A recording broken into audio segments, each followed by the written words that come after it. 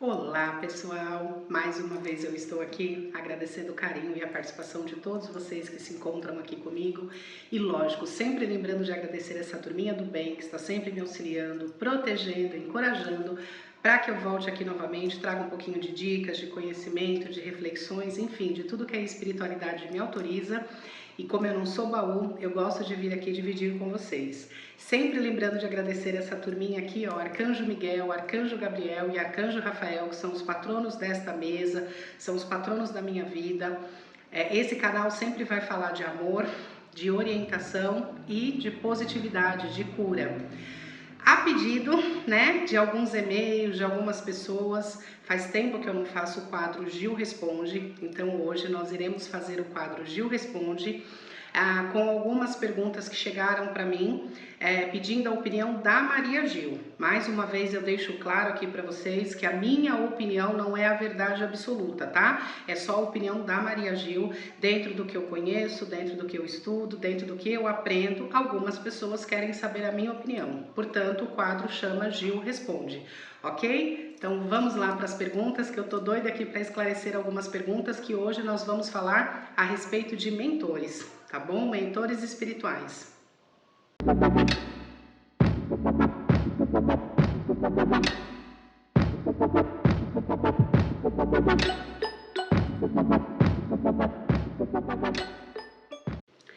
Bom, vamos lá, pessoal. Eu tô com algumas perguntas aqui relacionadas com mentores espirituais, como eles trabalham, o que eles fazem na nossa vida. Enfim, tem muitas perguntas aqui que eu achei pertinente, né? Muitas pessoas perguntando a mesma coisa, então eu já respondi para todas essas pessoas, mas eu achei interessante vir aqui, né, abrir esse quadro para falar um pouquinho, porque eu também tenho certeza que nesse mundo grande aqui tem algumas pessoas que com certeza tem a mesma dúvida que essas pessoas, e aí, na medida da opinião da Maria Gil, do que eu vou buscar de conhecimento, do que eu pergunto aqui para toda essa turminha, eu espero ajudar vocês, pelo menos, a ter um pouquinho aí de abertura para buscar mais informações até dentro desse tema, ok? Bom, primeiro deixa eu falar para vocês que os mentores, eles não interferem no nosso livre-arbítrio, tá? Eles não têm o direito, por exemplo, de interferir, de intervir numa situação.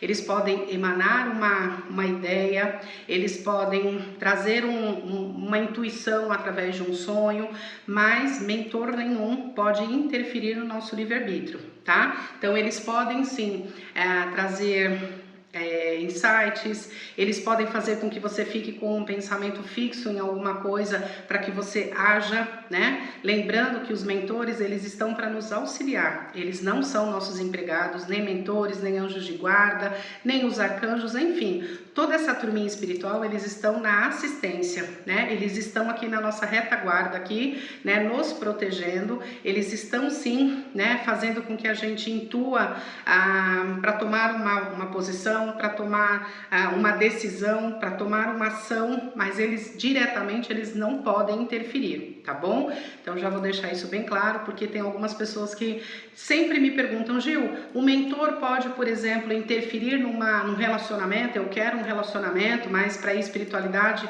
esse relacionamento, por exemplo, não seria legal. O mentor vai lá e interfere? De forma alguma, tá? Eles não têm esse direito, porque lembrando que até quando nós desencarnamos, o nosso livre-arbítrio ele é resguardado, faz parte aí da misericórdia divina, então todos têm livre-arbítrio, inclusive os mentores, tá bom? Bom, mas eu vou colocar aqui o meu óculos, né, que eu não tenho mais 15 aninhos e eu preciso sim desse acessório. E lembrando também de sempre mandar um beijo aí pro meu querido e amado Flávio, ele sempre gosta quando eu falo que eu preciso usar esse acessório aqui, porque eu já não tenho mais 15 aninhos. E vai ficar um pouquinho reflexo aqui, mas não dá para fazer um omelete sem quebrar os ovos, né, pessoal? Então o importante aqui é a mensagem, tá bom? Bom, vamos lá às perguntas. Primeiro, nós precisamos entender que nós estamos aqui para transformar os nossos obstáculos em luz, ok? Então, todos os desafios que temos na vida, todas as situações difíceis, elas não são pontuais, elas não são propositais nem contra nós, ok? Elas são situações que estão na nossa linha de destino, tá? No nosso karma. Gil, o que é karma? Karma, ele não é negativo, karma é o nosso caminho, tá? É o caminho que nós temos que seguir. Então, nós vamos ultrapassando os obstáculos, as adversidades e vamos transformando o lixo, né, o entulho em luxo, em algo bom, em algo, né, bonito. Então, nós vamos aí construindo o nosso Dharma, né, através da luz que colocamos nas situações, tá? Como um mentor, ele percebe quando nós estamos evoluindo, quando nós estamos crescendo.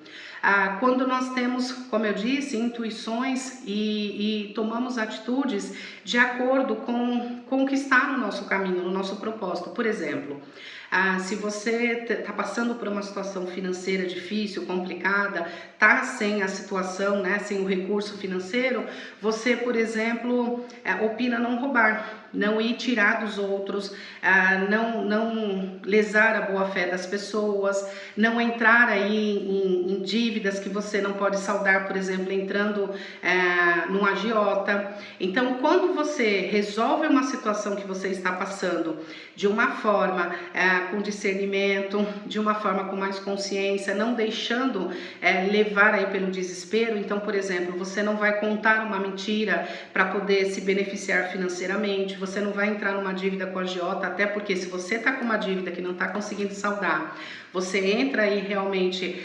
num agiota, você gera uma dívida e um problema que isso pode vir a estar muito ligado aí até com a sua vida, tá? Nós já ouvimos aí vários casos com relação a fazer acordo aí com quem você nunca sabe se realmente a conta foi paga, tá? É a mesma coisa, pessoal, de você fazer um acordo aí, fazer um trato, digamos assim, com um obsessor, né, com um espírito trevoso. Quem garante para você que a sua conta está quitada com ele? Porque você fazer um acordo com um bandido, você realmente nunca vai saber se aquela conta, né, se você já terminou de pagar. Sempre vai ter uma coisa a mais embutido aí para que você pague. É a mesma coisa de você se envolver aí com seres das trevas, tá? Bom, então, né, aqui, como eu disse para vocês, quando o mentor ele percebe que nós estamos crescendo e evoluindo, é quando nós decidimos tomar uma posição diferente. Por exemplo, se eu estou com um processo financeiro complicado, eu não vou entrar numa agiotagem, eu não vou, por exemplo, mentir numa situação, vender algo que eu não vou ter condições de pagar, né? Eu não vou ficar tentando usar um vitimismo, uma situação de doença, alguma coisa assim para arrecadar um dinheiro, para levantar um dinheiro que não seria justo, que não veio ali, né, de uma verdade, que não veio ali do meu suor, tá? Então, o mentor ele percebe que você está evoluindo quando você realmente, mesmo numa situação financeira, você escolhe não ir roubar. Você escolhe, por exemplo, não furtar nada de ninguém, você escolhe não se meter numa dívida com agiota. Enfim, são esses os caminhos, tá? Bom, mas vamos lá, a primeira pergunta. A pessoa me pergunta assim: Gil, existe obsessor criança? Sim, pessoal, existe. Né? Não podemos esquecer que nós todos somos espíritos vivendo experiências humanas, mas todos nós já fomos crianças. Então, uma criancinha, né? Ela é pequenininha, né? É um bebezinho ali, ela cabe no seu colo, mas ela é um espírito. Lembrando que ela é uma alma em evolução, habitando por um período num corpinho de criança, tá? Então, é possível sim, alguns obsessores aí se utilizarem da energia dessa criança, tá?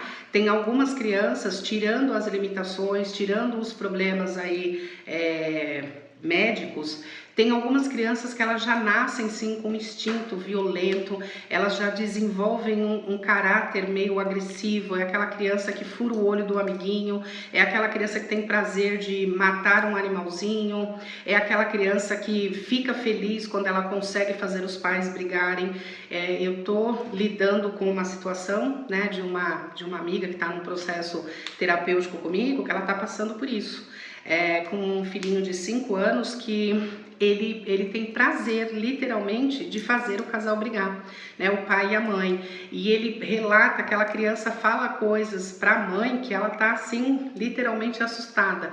É uma criança que você já percebe que vem com uma energia mesmo, ela já traz muito impresso na alma dela, até resquícios de uma vida passada, onde ela agiu com muita violência, onde ela persuadiu as pessoas, onde ela mente sem se importar com as consequências, tá? Então os obsessores, eles podem sim agir através de uma criança, com certeza, tá? Bom, vocês não têm noção do que uma criança é capaz, pessoal. Tem criança realmente que elas fazem aí, perdão aí da palavra, mas tem criança que elas fazem concurso para virar demônio, né? E literalmente falando, tem crianças que são assim terríveis, e se a gente for ver as notícias por aí, tem crianças que, né, com 8, 9, 10 anos, elas cometem crimes, elas cometem atrocidades assim que você, né, acha impossível uma criança ter cometido um ato assim tão malévolo, né, tão ruim. Bom, tem uma outra pessoa que me pergunta assim, Gil, até um obsessor tem mentor? Com certeza, até um obsessor tem mentor. A mentoria faz parte de todos nós. Um obsessor, ele é um espírito, né? Então ele também tem esse direito a ter um mentor. Ele pode não querer ver, ele pode querer ficar ali no limbo, ficar nas zonas umbralinas, ele não querer enxergar a luz. Mas o mentor vai estar sim, sempre próximo, né? Sempre tentando se fazer presente, sempre tentando intuir. É muito mais difícil porque um obsessor, ele tem uma energia densa que ele não quer escutar outra coisa que não seja os próprios pensamentos, né? A própria intenção ali de fazer um mal, mas o mentor sempre vai estar ali. Tanto é que quando nós fazemos resgates aí, né, nos planos umbralinos, quando em desdobramento eu acompanho muito a minha mentora nesses processos, nós já conseguimos, né, depois de algum tempo, tirar alguns obsessores, levar para as colônias de tratamento. Então o obsessor, ele pode passar décadas sendo um obsessor, mas ele sempre vai ter um mentor ali, mesmo que ele não queira enxergar, mesmo que o mentor tenha que se manter muito afastado dele, o mentor vai estar sempre ali por perto até o momento que ele escolha, né, ir para a luz, tá bom? Bom, Gil, um mentor pode desistir do seu mentorado? Boa pergunta. Pode sim.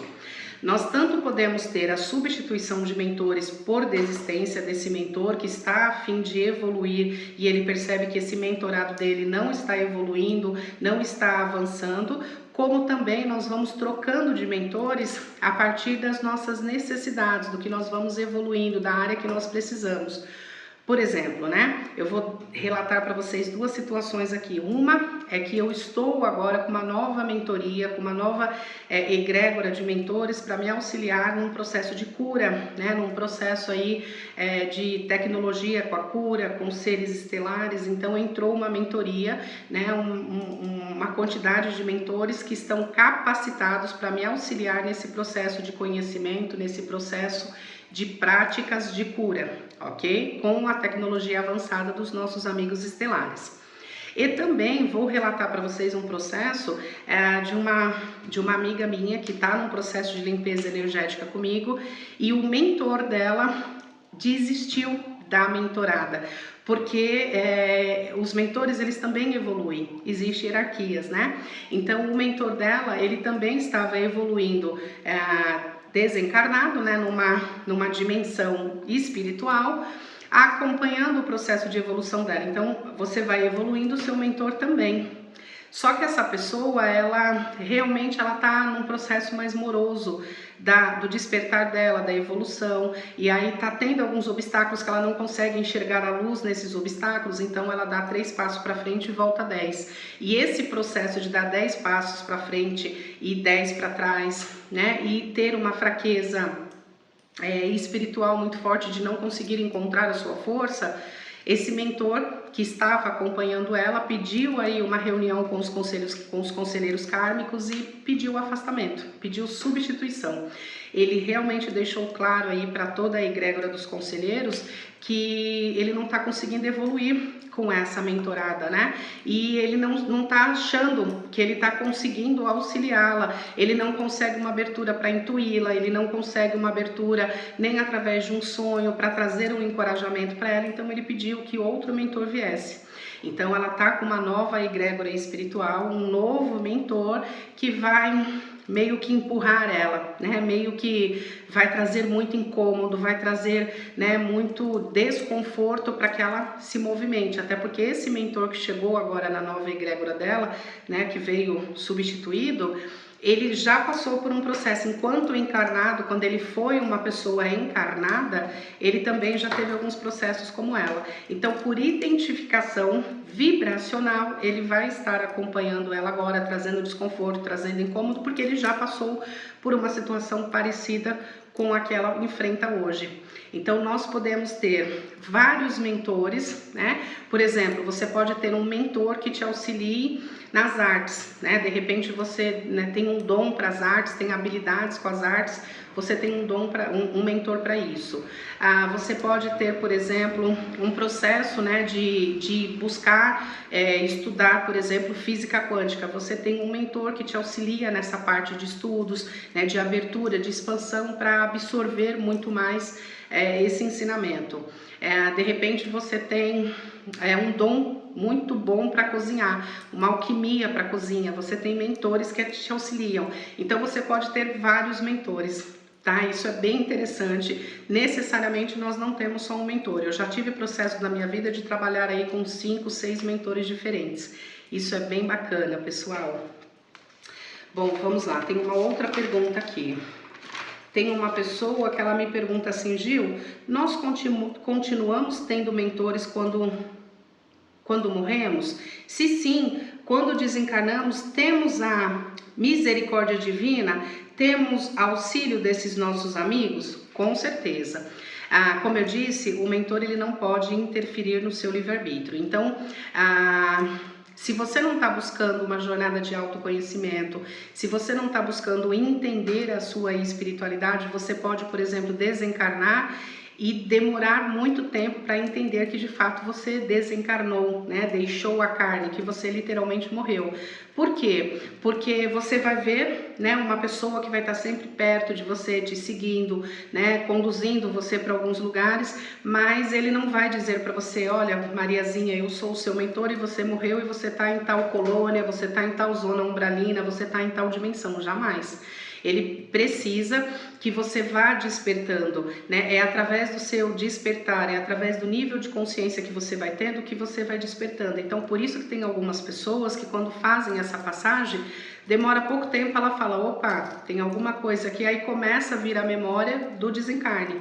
Assim como tem outras pessoas que são tão apegadas à matéria, são tão apegadas às situações, aos problemas, né? Os obstáculos, não conseguem encontrar uma saída, que demora décadas para acordar, né? Tem pessoas, por exemplo, que estão em colônias, né, que são os famosos hospitais espirituais, tomando aí, né, fluidificação, passes energéticos, mas ficam num processo como se estivesse dormindo. Por quê? Porque, né, tá ali já há 40, 50 anos e acredita que tá no sono dentro da sua casa, dentro do seu quarto. Então, o mentor, ele jamais vai te dizer, ele espera com que você, aos poucos, vá relembrando. Por isso que eu falo, nós não temos que ficar focados em vidas passadas, tá? Até porque o nome já diz vidas passadas, o que viveu, ficou numa vida passada. Porém, nós estamos aqui para relembrar muitas coisas. Então, você pode me falar: tá, Gil, mas como que eu vou saber o processo que eu estou vivendo aqui, que está relacionado com uma vida passada, se eu não me lembro? Qual a finalidade? Então, na verdade, você pode não lembrar agora justamente pela falta desse autoconhecimento, porque, né, nós só reconhecemos as pessoas e as situações quando nós nos conhecemos. E eu vou até dar um exemplo para vocês. Eu disse, né, a minha mediunidade ela despertou muito novinha, eu tinha aí por volta de uns 3 anos. Eu sempre via a mentora que eu tenho até hoje, ela falava comigo e eu escutava aquela voz, me era familiar, era uma voz protetiva, era uma voz conciliadora, gostosa. E quando eu fui crescendo ali por volta dos meus 7, 8 anos, que ela se apresentou para mim em corpo, digamos assim, eu não tive medo daquela figura que eu estava enxergando na minha frente, porque eu já reconhecia a voz há muito tempo, então a voz, ela me era familiar. Então, olhar a figura daquela mulher, que sempre teve apreço, carinho, cuidado por mim, não foi assustador. E ela sempre me dizia que eu precisava estudar. Ela nunca me proibiu de nada, ela também nunca me deu nada de mão beijada, porque é o que eu falo, você pode ter um dom, mas se você não utilizar, se você não aplicar, se você não reciclar, esse dom ele fica enferrujado, esse dom ele fica desatualizado. Você precisa estar sempre ali buscando realmente lapidar todo esse dom, todo esse conhecimento. Então ela sempre me dizia que era necessário eu buscar por conhecimento, ela sempre me deu muita abertura para aprender, para ler, para estudar, eu sempre gostei muito de ler. Então ela me aconselhava, né, o que eu poderia, sem me induzir, pessoal, né, e sem muito menos me obrigar, ela me mostrava, né, alguns livros que seriam interessantes e que nós precisamos ter uma abertura para aprender tudo, né, sem ter preconceitos de nada. Então eu fui estudando, eu fui buscando ali informações até para me conhecer, porque eu era diferente, então se eu sou diferente o jeito é ser, mas eu preciso me entender dentro do que eu estou vivendo, do que eu estou passando dentro do seio familiar. E foi com todo esse processo, né, e com todo esse cuidado, e ela me ensinando a respirar, o quanto a respiração era importante, ela me ensinando a refletir, a ter mais paciência para as coisas, ser menos, né, reativa. E eu fui aos poucos lembrando, tendo algumas regressões espontâneas, tá, pessoal? Nada forçado, nada procurado aí, que eu não sou contra, muito pelo contrário, eu sou até a favor de que você procure um profissional para te auxiliar se você quer fazer uma regressão, se você quer abrir os registros acásticos. Mas o meu processo, e como de muitas pessoas, foi espontâneo essas regressões, então foram vindo memórias e lembranças que casavam com aquilo que eu vinha sentindo e com a informação que eu sempre ouvia ela falar, que eu iria encontrar afetos e desafetos dentro do seio familiar. E eu consegui relembrar e identificar algumas pessoas na minha família de sangue que eu trouxe como desafeto e outras que eu trouxe como afetos, como amigos. E existe uma ligação muito profunda, muito gostosa. Então, foi exatamente assim que eu fui entendendo, e quando eu fui fazendo desdobramentos, projeções astrais e fui estudando nas colônias espirituais, eu fui vendo exatamente isso, que os mentores, eles não te avisam, né? Eles não podem invadir o seu livre-arbítrio e falar, olha, Mariazinha, você morreu assim, assim, assim, e você tá em tal lugar. Eles vão te preparando, eles vão te emanando energia, eles ficam perto até com que você sinta confiança, eles vão estar sempre ali te iluminando para que você possa ir conversando e se sentindo familiaridade com esse ser de luz, com esse mentor, até o momento que você passa a relembrar. Quando vão vindo memórias, vão vindo lembranças, aí sim você vai para um outro patamar, você vai para um outro nível de estudo, onde você consegue entender o processo, as conexões, tá? Mas os mentores, eles não podem nem interferir enquanto você está encarnado, quanto quando você desencarna. E os mentores, eles continuam, tá? É como eu disse, existe uma evolução, existe uma escala de hierarquia, mas os mentores, eles também continuam evoluindo, assim como nós, tá? Então, mesmo quando nós morremos, nós temos sim mentores. Na casa do meu pai há várias moradas, então existe vários graus, vários níveis, assim como os anjos, os arcanjos. Os anjos e os arcanjos, que é essa magia angelical, também tem uma disciplina, também tem uma organização. Existem anjos e arcanjos próprios para defesa, existem anjos próprios para batalhas, né, para os ataques, existem anjos específicos só para cura. Existem anjos específicos só para família, para base familiar. Existem anjos específicos só para relacionamentos afetivos, para cuidar desta parte amorosa do casamento. Então, enfim, existem categorias, não é tudo bagunçado assim, não é tudo espalhado. E os mentores também. Existem mentores para cada especialidade, para cada dom. Então, quanto mais você vai se conhecendo, você vai reconhecendo as oportunidades, você vai reconhecendo os laços afetivos, né? E os laços que você já trouxe de várias outras existências, tá bom? Bom, pessoal, enfim, é isso aqui que eu tenho para vocês. Uma dica que eu dou para vocês também: existem alguns comportamentos que nos afastam dos nossos mentores, né, que nos afastam da conexão com eles. Uma das coisas, por exemplo, é sempre o pensamento negativo, é sempre aquele pensamento baixo, aquele pensamento de que tudo vai dar errado, de que não tem nada bom para mim, de que se der, né, uma chuva de pétalas de rosa vai cair pedaços de árvore na minha cabeça. Tem pessoas que é bem negativa. Eu tenho uma frase que eu gosto muito, que eu sempre falo, né, que tem pessoas que são tão negativas, mas tão negativas que se ela passar em frente à Kodak, que nem existe mais, né? Mas se ela passar em frente de uma empresa, né, que faz revelações aí de fotos, ela se revela, porque de fato tem pessoas que elas carregam uma nuvem escura. Para cada solução que você dá para ela, ela encontra um problema, ela encontra uma desculpa. Existe sim muitas pessoas assim. Então, é uma das coisas que nos afastam muito dos nossos mentores, é estar sempre vibrando no negativismo, é estar sempre vendo as coisas de um modo difícil, de um modo complicado. Lembrando que os nossos amigos espirituais, eles estão sempre numa frequência superior, numa frequência a mais que a nossa. O planeta Terra, ele já tem uma densidade, ele já tem uma frequência mais densa. Então, quando você começa com vitimismo, com queixume, com reclamação, né, com mimimi, literalmente, porque tem pessoas que precisam validar a carência, precisam reclamar, tem pessoas que se alimentam, tanto que existem os vampiros energéticos, né, vivos. Então, quando você começa a estar sempre reclamando de uma situação, sempre se maldizendo, sempre vendo tudo negativo, você não consegue, eles se afastam imediatamente. Se você está nervosa, se você está aflita, se você está desesperada, se você está no imediatismo, eles também se afastam. Até porque, como eu disse, eles não são nossos empregados, eles não vêm na hora do desespero, porque você está vibrando numa energia muito baixa e ele está aqui em cima, então ele não consegue. Água e óleo não se mistura, não é bem assim? Então, assim, seres com uma vibração muito elevada, eles não podem estar se contaminando, né, com uma energia muito baixa. Então, naquele momento, ele não tem como te ajudar. Então, por isso que eu falo, pessoal, de disciplina espiritual, de educação espiritual. É necessário nos educarmos, né? É necessário também manter o hábito da meditação, o hábito da oração, né? Aprender a orar todos os dias em sinal de agradecimento e também para fazer uma construção da fé. Lembrando que quando você constrói essa ligação, você fica mais sereno para os obstáculos. Não que não tenha, não que eles não apareçam no caminho, mas você sabe lidar com eles com mais facilidade, porque existe essa construção. Existe esse momento onde você sabe que tudo passa, né?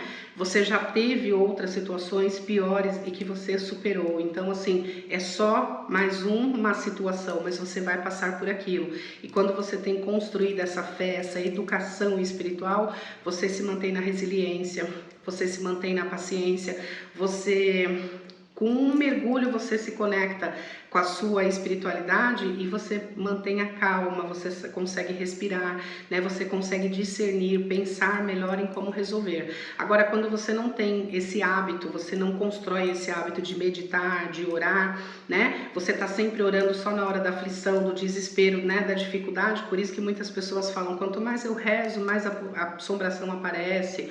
Ou então algumas pessoas falam, eu rezo, mas parece que a espiritualidade não ouve, justamente por isso, porque você só faz uma oração na hora da aflição, na hora de fazer um pedido, na hora que está no vermelho, na hora que está numa situação bem complicada, entendeu? Então mantenha o hábito de fazer uma oração ou de meditar, né, que também não deixa de ser uma oração mais elevada, uma oitava mais superior, né? Manter essa conexão diária, por isso que fala orar e vigiar.